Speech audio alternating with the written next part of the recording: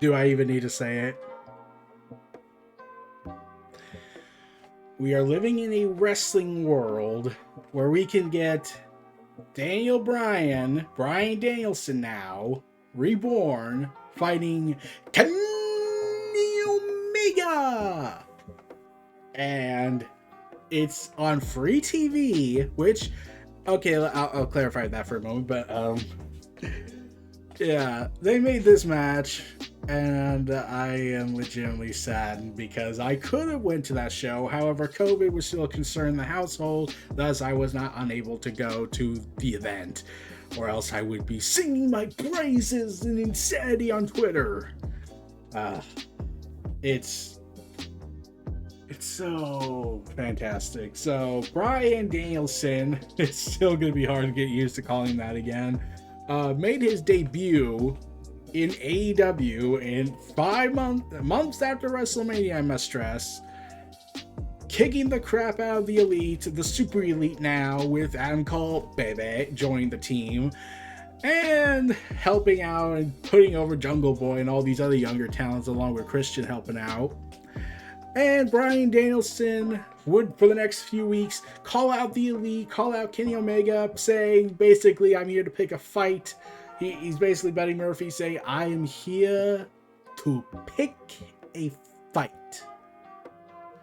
And this kind of sums up Bryan's character, because Bryan has said repeatedly off the air and on the media, where he said, I'm not going to be CM Punk, I'm not here to help people, I'm here to kick their heads in. And yeah. And he's trying not to do the yes chants, even when the fans are doing the yes chants, because apparently WWE wants to claim intellectual property over freaking yes chants.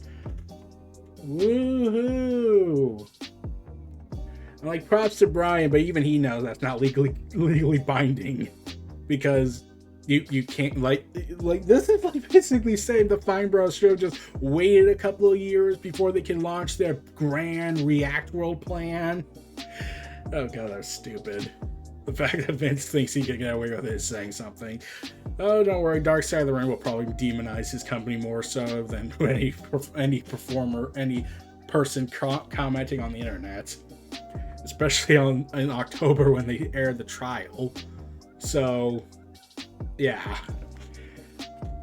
Bryan Danielson called out Kenny Omega again and challenged him to a fight. And Kenny Omega said yes. And now it's like, well, we already got it. The year's over, everybody. We got a match. We don't have to wait till 2022. Because we were now getting Bryan Danielson, the kick their effing heads in guy, taking on the cleaner Kenny Omega. Heading into AEW Dynamite Grand Slam. This was the big match. This was going to be the opening match, especially. That's saying something. They were giving Ruby Soho and Britt Baker, Dr. Britt Baker, DMD, the end cards of the show. And it was going to be like, how do you top that? Okay, I'm like, it's Britt Baker, she can make it work, but like, how do you top a wrestling performance that's going to be on this magnitude? And we were going to be in for something special. This was Bryan's debut match in AEW. It was going to be his first match since he got concertoed by Roman Reigns. So please know, his last match was against a world champion in WWE, and his first match is against the world champion of AEW. Let's go ahead and cosmically say that this is Destiny saying Kenny Omega versus Roman Reigns. Because Kenny Omega did call out Roman Reigns saying, I'll show you what a real world champion's like. So I'm pretty sure Roman's like, so, you've chosen death. And I'm like, just give me that match, goddammit. Like, I want to see that match. I want to see Kenny and Roman go at it. I don't care about the quality. It's just the spectacle of it alone is enough to sell something. And they also do a little in-joke kind of thing for Don Callis. I'll get to that, but yeah, Bryan Danielson, Kenny Omega. Their last encounter was back in 2009, which was weird. according to people. I never saw it, but this was when I was still in the I believe in WWE phase.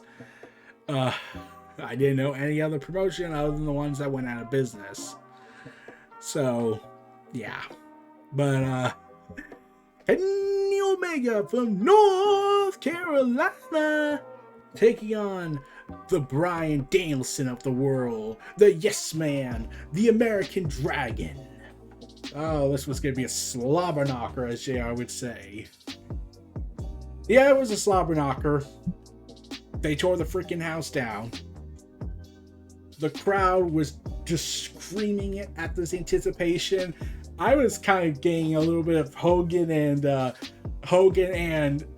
vibes, except one's not a horrible person in every way possible, and the other's a movie star nowadays. So, anyways, as I was saying, Kenny Omega and Bryan. What can I say about this match that hasn't been said already by all the critics, all the journalists everywhere right now? It's a classic TV pay-per-view quality matchup. You got this on free TV, and I loved AEW for not over flooding this with commercials. I'm pretty sure someone was tempted, but they gave this 16 minutes before they cut to their first commercial and ended it afterwards with limited commercials. So this 30 minutes. This was a 30-minute match. This match went to a freaking draw. This drawed out. They drew it out, and oh god, the pacing, the storytelling, the wrestling style, and showing once again why Kenny Omega was called the best bout machine for a reason.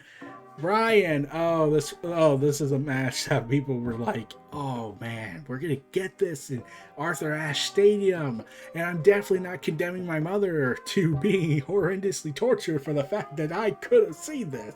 Damn you, coronavirus, and all that. But yeah, we're living in a world where we can see this. Some of my buddies were there. They're probably still there now at the time of this video's production. But yeah. Oh man, it was so fun, and by the end of the match, Bryan is bloodied in the chest area. He has bruises. He has a little bit of a damage up his right eye, and it's like, oh god, I'm like, I lost count. I keep thinking he was in double digits at this point regarding the numerous neck bumps he took. I was like, ouch. And especially when Kenny Omega pulled out all the stops, multiple B triggers, one super B trigger that caused him to flip over the rope. Yeah, that was awesome. And all throughout this match, I was like worrying, like on the edge of my seat, not just because of the match, but also because of Bryan's neck, because that's always been a thing that's on edge on people. But yeah. I'm just so lucky to see this match.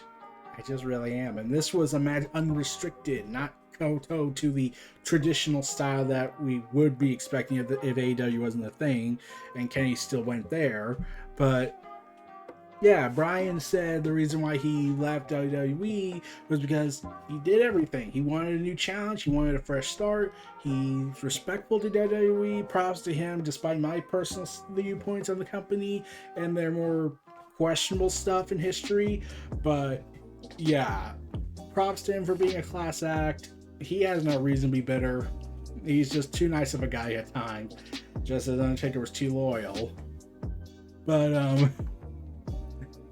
yeah, man, Bryan, and we got Bryan from we got the Daniel Bryan eco leader with the foot stomps. I'm pretty sure he did it before, but I'm like, that's how I noticed him doing it more. But great match on that front. And there is this little thing that makes me once again go a little off track and say, man, I wish we could get this match with Roman and Kenny, if for no other reason for Don Callis and Paul Heyman. Because during the match, I noticed Don Callis was looking in the crowd. Now, naturally, I would think he's just trying to be surprised at the fact that people are cheering for Bryan and his audacities. But no, he noticeably stops looking at the crowd and looks at one fan in particular, and that fan challenges him basically, because he's wearing an ECW shirt. And I was like, I want this. I don't care how. I don't care if Vince freaks out at the idea. Give me Roman and Kenny, and then give me Don Callis and Paul Heyman on the mic.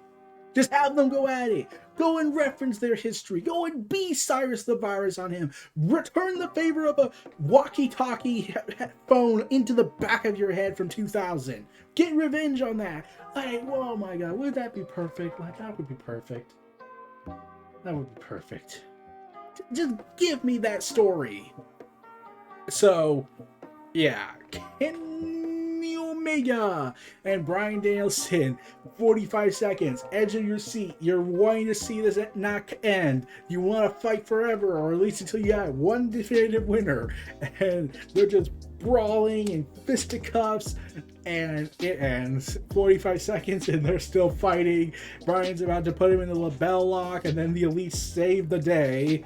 Yay. But even the commentators pointed out that if there was on for another minute, this would have ended in Bryan's favor, most likely, which is probably true.